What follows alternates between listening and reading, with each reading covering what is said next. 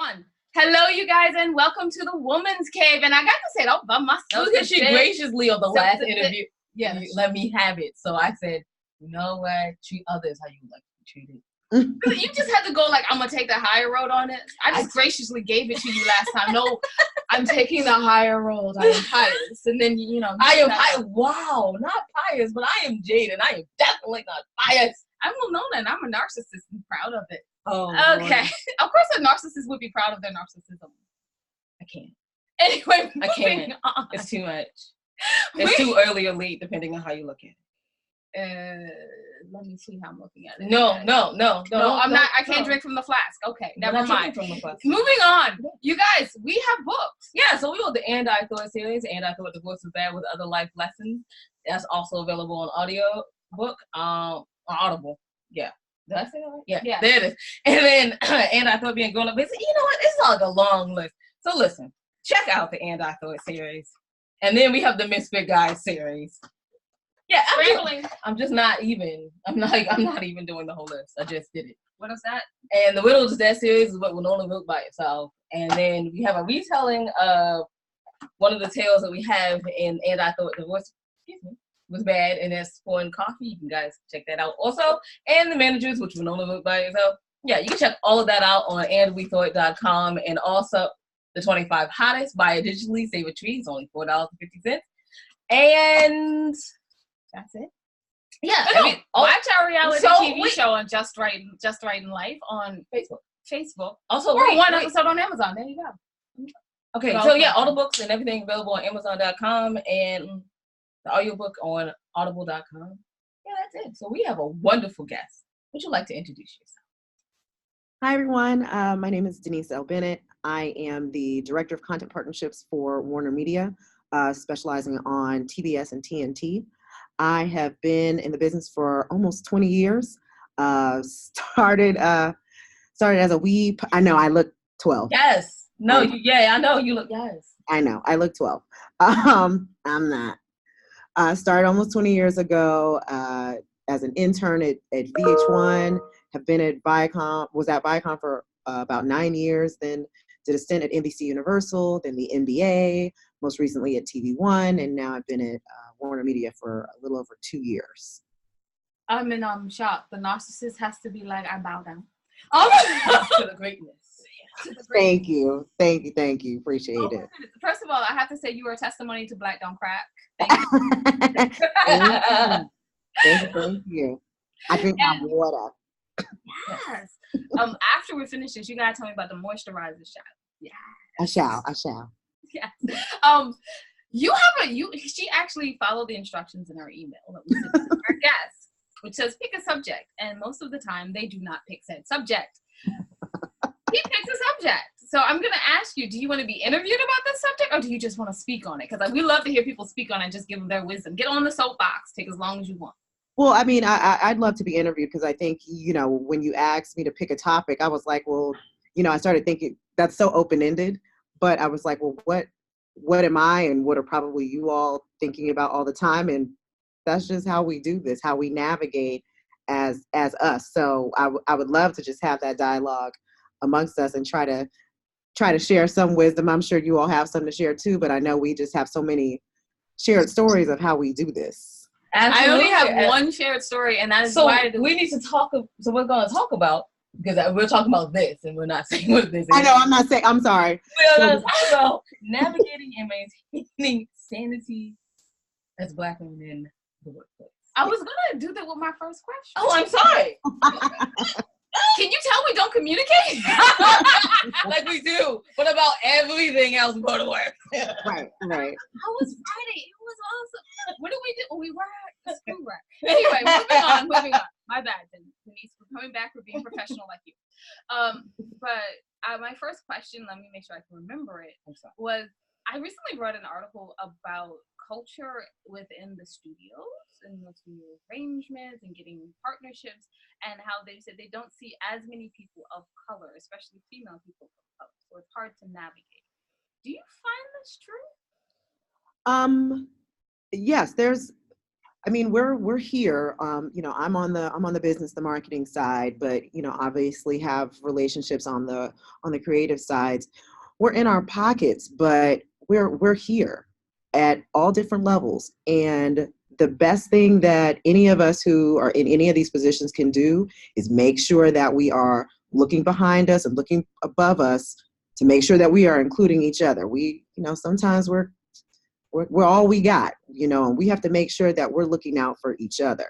And that means when we have opportunities to mentor or just straight up open a door for each other, we have to do that. And then when we just have opportunities to just support each other, we have to make sure we're doing that. So that means for me, yeah, I stay pretty busy of, if there's a sister here, in any division who just needs to sit with me. And, I just had a conversation with an intern just yesterday. She's just like, I need to see me, and I have to make that time. I got to put you on the calendar. I just got a note from somebody. I got another person on my calendar. I have to make the time because you know what?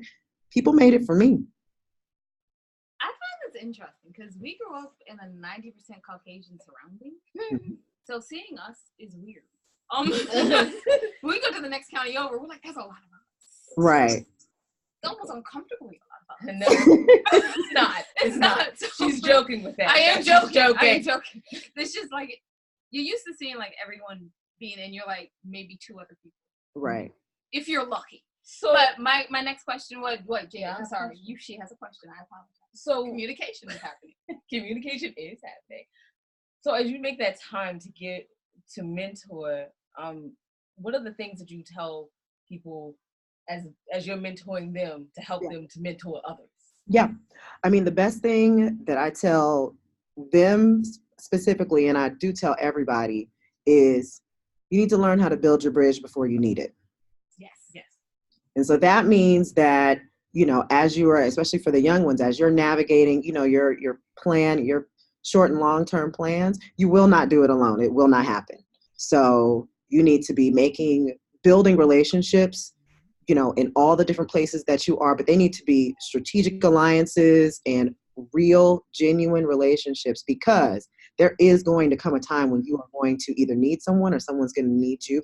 And those bridges need to be strong. You can't be coming to people when you're at an emergency and they ain't heard from you in 4 years. And now you want them to do things. So you have to learn how to relationship build. And that bigger thing of you have to make a team. There's one thing about just building just general relationships, but then you need a team. You need your sponsors, your mentors, your allies. You need to make sure you got a nice team of support for when you need advice, for when you need somebody to be in the room, that when you are not in there, you need somebody singing your praises. You got to identify those people. And they will not always be us. Nope. So that you need to understand. As much as we have to support each other, you need to understand that team will not be us. It'll be everybody. So you got to learn how to deal. You got to learn how to talk to everybody. You got to learn how to relate to everybody. And you're going to have to figure it out. Find some sort of commonalities where you can relate to people. And for those people that you need as sponsors and mentors, you got to, learn how to build those relationships and find those ways that those people want to either guide you as a mentor. But again, you need that person that is talking about you positively when you're not in the room. So how do you, I have one more question. And then you can have all the questions. You normally have all the questions. I have one more question. How do you define or make it clear to people that you're building a relationship sometimes to get further, but not to use people? So how do you define? I mean, it's like a fine line. Yeah, it's a fine line, and I'm always telling people in general are just bad networkers. They just are.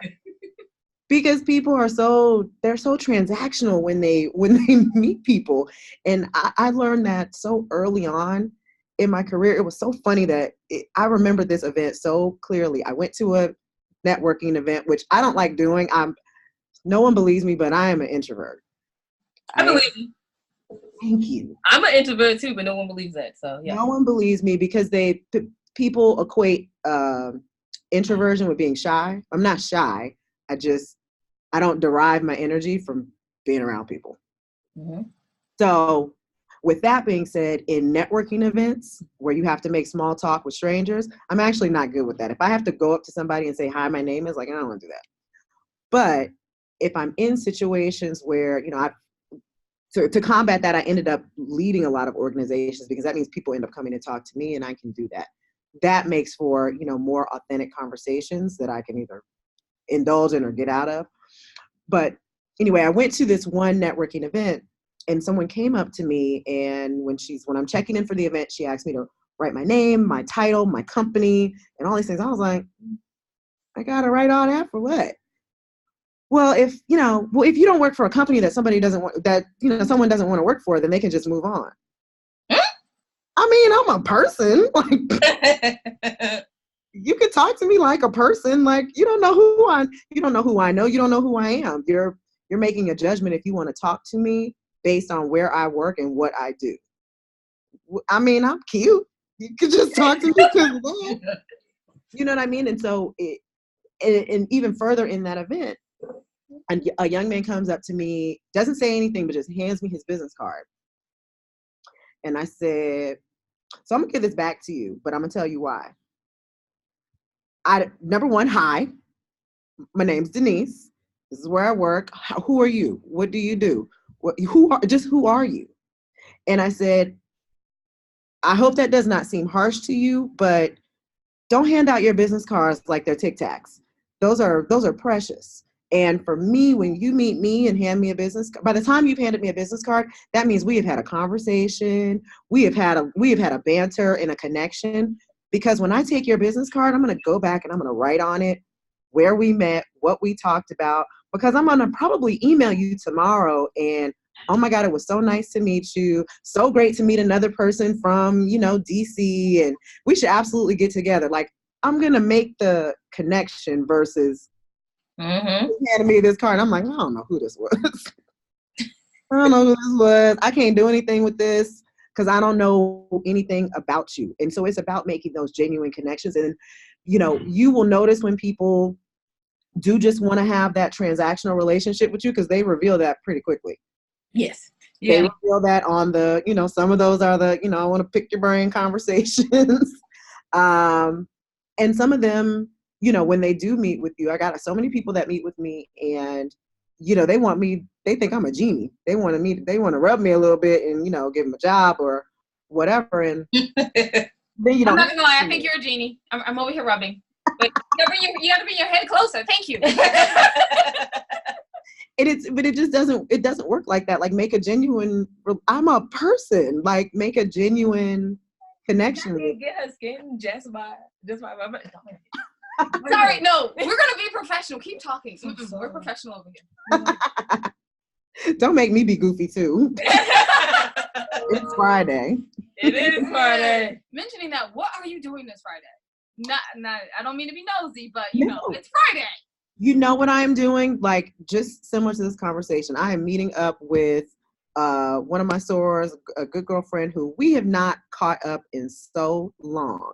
And we are getting together. We are going to a Pride dance class at Equinox. We're going to celebrate her birthday. But it's just us. Let's just come together. We have not seen each other in so long. I don't want anything from you. You don't want nothing from me. But let's go have a moment. Oh my goodness. Can I just say how wonderful that is after you spend all day knowing that somebody wants something from you? I do. Well, I want stuff from you all the time. Like not your water, you.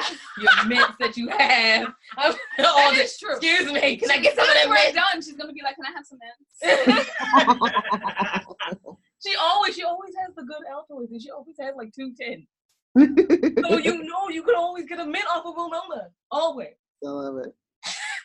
Which just messed up my question. So we talked about your job quite a bit. What do you do? So what I do is, like I said, I'm in content partnerships. So what that means is I work alongside with our sales department.